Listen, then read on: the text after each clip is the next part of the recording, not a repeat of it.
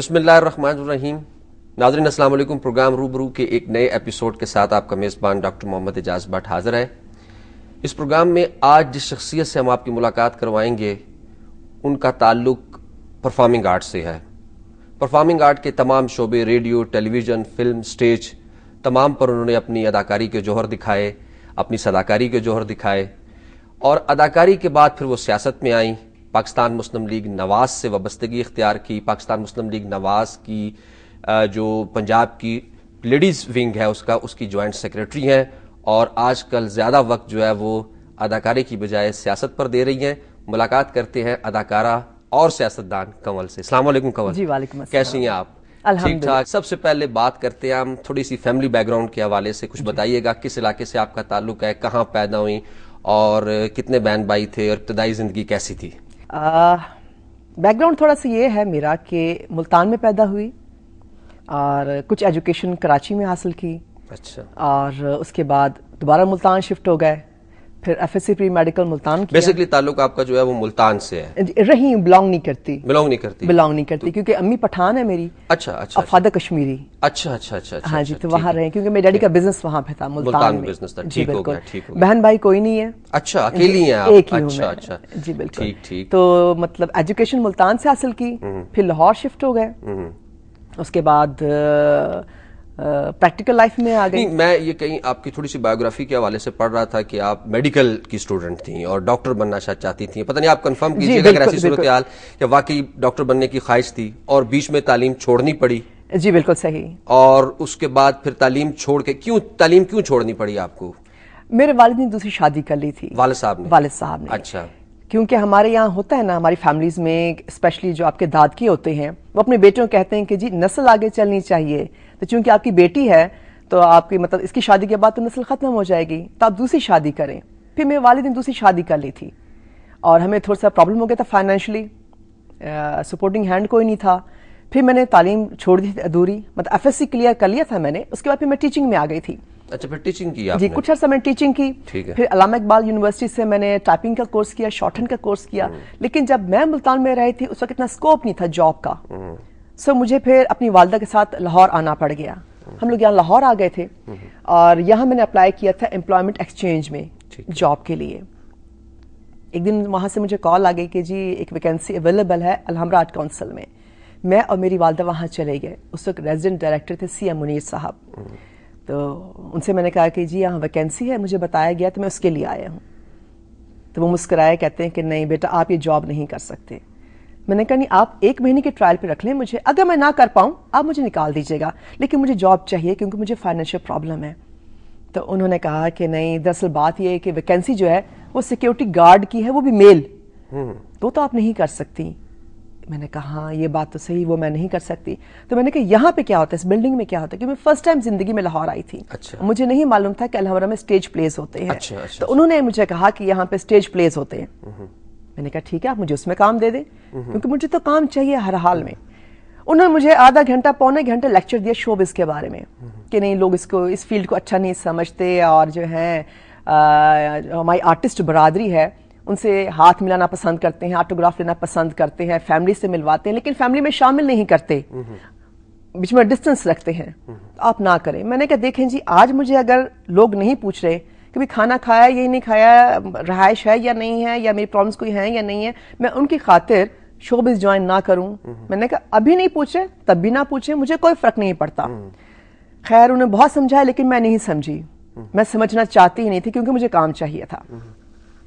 پھر وہ مجھے لے گئے وہیں اللہ بخشے بابا نذیر زیکم کے پاس. اس وقت وہ الحمرا آرٹ کونسل ایک اپنی پروڈکشن کر رہا تھا دکھ سکھ کے حوالے سے. تو انہوں نے کہا کہ اسے جی کوئی رول دے دے. تو بابا جی نے کہا، بابا نذیر زیکم صاحب نے، انہیں سب بابا جی کہا کرتے تھے. بہت سینئر سٹیج کا، مطلب سٹیج کے فاؤنڈرز میں ان کو شمار کیا جاتا ہے زیکم صاحب. بالکل جی بالکل. انہوں نے بے شمار لوگوں کو انٹروڈیوس کروایا. بابا اسٹیج کہلاتے تھے. بالکل ٹھیک ہے. بالکل ٹھیک. اچھا، سی ایم منیر اور زیکم صاحب یہ دو لوگ تھے جن سے آپ کا پہلا انٹریکشن ہوا، اور یہ آپ کو اب لا رہے ہیں اسٹیج پہ. جی بالکل ٹھیک ہے. اور میں یہ کہوں گی کہ آج میں اگر یہاں پہ ہوں تو انہی کی بدولت. اگر وہ مجھے ویلکم نہ کرتے، اگر مجھے بک اپ نہ کرتے، اگر مجھے انکریج نہ کرتے، ڈسہارٹ کرتے تو یقیناً میں آج اس مقام پہ نہ ہوتی. کمل، یہ جو عموماً کہا جاتا ہے کہ فنکار جو ہوتا ہے وہ بنتا نہیں ہے، وہ تو بائی برتھ فنکار ہوتا ہے، اس کے اندر ایک پوٹینشل ہوتا ہے اور اسے پکا پتا ہوتا ہے کہ میں یہ کر سکتا ہوں، پھر وہ اپنے آپ کو ڈسکور کرنے کے لیے کوشش کرتا ہے. آپ جو ہیں، آپ کو حالات اور واقعات جو ہیں وہ اداکار بنا رہے ہیں، لیکن اس سے پہلے آپ نے کبھی نہیں سوچا کہ آپ اداکاری کریں گی یا آپ میں یہ پوٹینشل ہے؟ میں بہت شائع قسم کی لڑکی ہوا کرتی تھی. اچھا. جب اسکول کالج میں فن فیئر ہوا کرتے تھے اس میں چھٹی کر لیا کرتی تھی. اچھا. یا کبھی کہیں کہ جی آئیں یہ ٹیبلو میں حصہ لے لیں یا کسی پلے میں کہتی تھی نہیں میں نے نہیں کرنا، مطلب فیس ہی نہیں کر سکتی پبلک کو. اچھا. لیکن سر بات یہ ہے نا کہ جب آپ کے سر پہ پڑتی ہے نا جی جی پھر آپ کر جاتے ہیں. اچھا. پھر آپ نہیں دیکھتے کچھ بھی. ٹھیک ہے. اچھا، پہلا پلے آپ نے پھر کون سا کیا؟ دکھ سکھ اسٹیج پلے کیا. اسٹیج پلے اس میں کیا. آپ کا کیا رول تھا؟ اور رول کی بات سن لیجیے آپ. جب انہوں نے مجھے انٹروڈیوس کروایا کہ اسے کوئی کریکٹر دے دیں تو بابا جی نے کہا کاسٹ تو مکمل ہے، گنجائش تو ہے نہیں اس میں. اس میں 4 خواتین کا رول تھا. ایک بندیا بیگم کر رہی تھیں، ایک شبانہ شیخ، ایک سمینہ احمد اور ایک تمنا. اچھا، چاروں سینئر آرٹسٹ. جی جی. انہوں نے کہا کوشش کر لیں، کہیں ایڈجسٹ کر لیں آپ، اس کو ضرورت ہے، ڈیزرونگ ہے یہ. تو بابا جی نے مجھے یہ کہا کہ ایسا کرو تم 4 کے رول یاد کر لو، جس دن جو ریہرسل میں نہیں آئے گی تم اس کی پراکسی کرنا. اچھا. میں نے کہا ٹھیک ہے سر. اب جس دن بندیا نہیں آتی تھی میں ان کی پراکسی کرتی تھی، جس دن سمینہ احمد نہیں آتی تھی میں ان کی ریہرسل کر رہی ہوتی تھی. مطلب جو جس دن نہیں آتی اس دن میں ان کی ریہرسل کر رہی ہوتی تھی.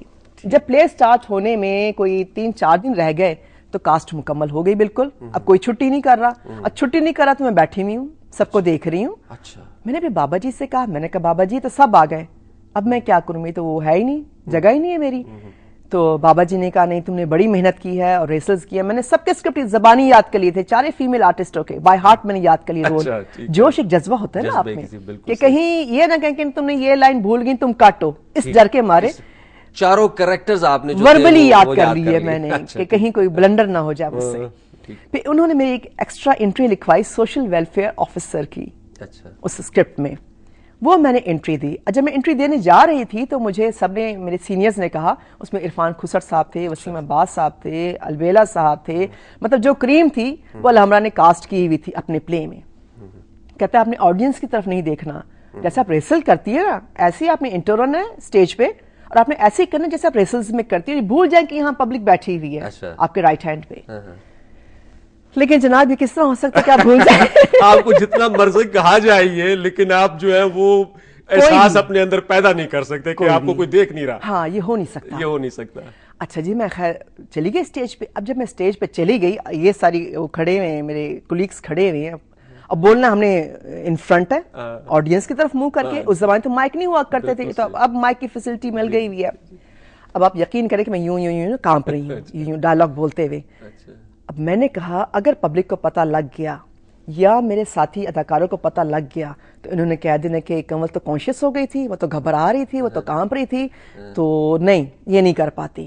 میں نے آہستہ سے یوں ہی ہلنا شروع کر دیا نا. اچھا. وہ کانپ محسوس نہ ہو ان کو فیل ہو کہ میں خود ایکٹ کر رہی ہوں، میں کانپ نہیں رہی. لے جی وہ سین کیا. اس کے بعد میں باہر آئی، سب نے بہت شاباش دی، کلیپنگ کی کہ تم نے کر لیا، بڑے کانفیڈنس سے کیا، یہ کیا.